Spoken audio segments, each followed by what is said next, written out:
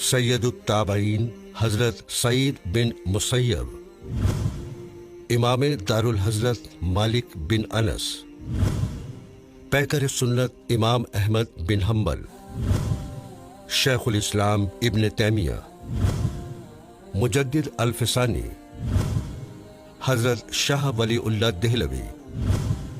شاہ ولی اللہ کے پوتے سید اسماعیل،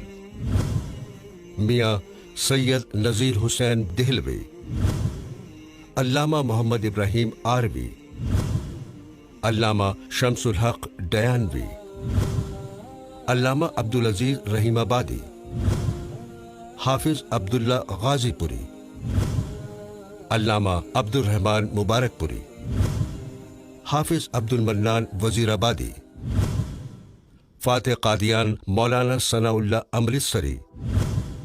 علامہ محمد ابراہیم سیالکوٹی رحمہم اللہ اس جماعت کے سرخیل تھے۔ اغراض و مقاصد: مسلمانوں کو توحید خالص کو اپنانے پر آمادہ کرنے اور سنت کا شیدائی بنانے کے لیے پرامن طریقے اختیار کرنا، بدعات اور رسوم قبیحہ کو حکمت کے ساتھ مٹانے اور ان کی جگہ سنتوں کو رائج کرنے کی کوشش کرنا، اور باطل تنظیموں اور تحریکوں سے مسلمانوں کو آگاہ کرنا اور ان کے دلائل و نظریات کی سنجیدگی، متانت اور علمی بنیادوں پر تردید کرنا،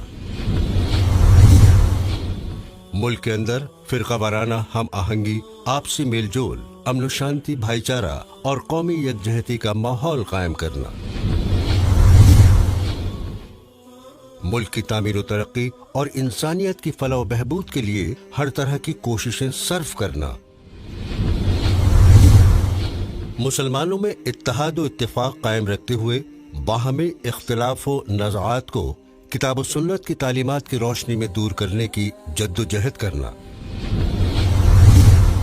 مسلمانوں کو روزمرہ پیش آنے والے مسائل کے حل کے لیے دارالافتاء کا قیام۔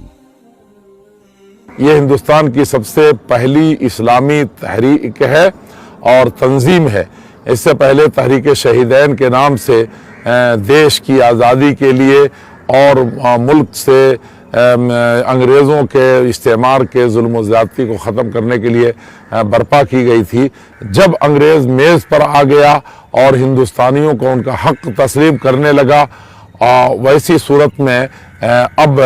ایک دوسرے میدان کی ضرورت تھی کہ تعلیم کے میدان میں اور اسی طریقے سے اصلاح معاشرہ کے میدان میں اور تمام مسلمانوں اور غیر مسلموں جو ہندوستان کے باسی ہیں ان کے ساتھ مل کر کے دیش کی خدمت کا اور قرآن و حدیث کی روشنی میں اس کو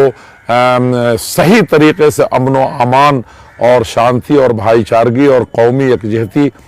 کے ساتھ چلنے کا اور اعتدال و توازن پر قائم رہتے ہوئے قرآن و حدیث کی روشنی میں ساری انسانیت کو بالعموم اور ہندوستانی جنتا کو اور مسلمانوں کو فائدہ پہنچانے کے لیے اور جادہ راہ پر چلنے کے لیے ان کی کوششیں جاری و ساری رہیں۔ مرکزی جمعیت اہل حدیث ہند کی قیادت بہت ہی نیک اور معتبر شخصیات کے ہاتھ میں رہی ہے۔ مرکزی جمعیت اہل حدیث ہند کے اب تک کے عہدیدار: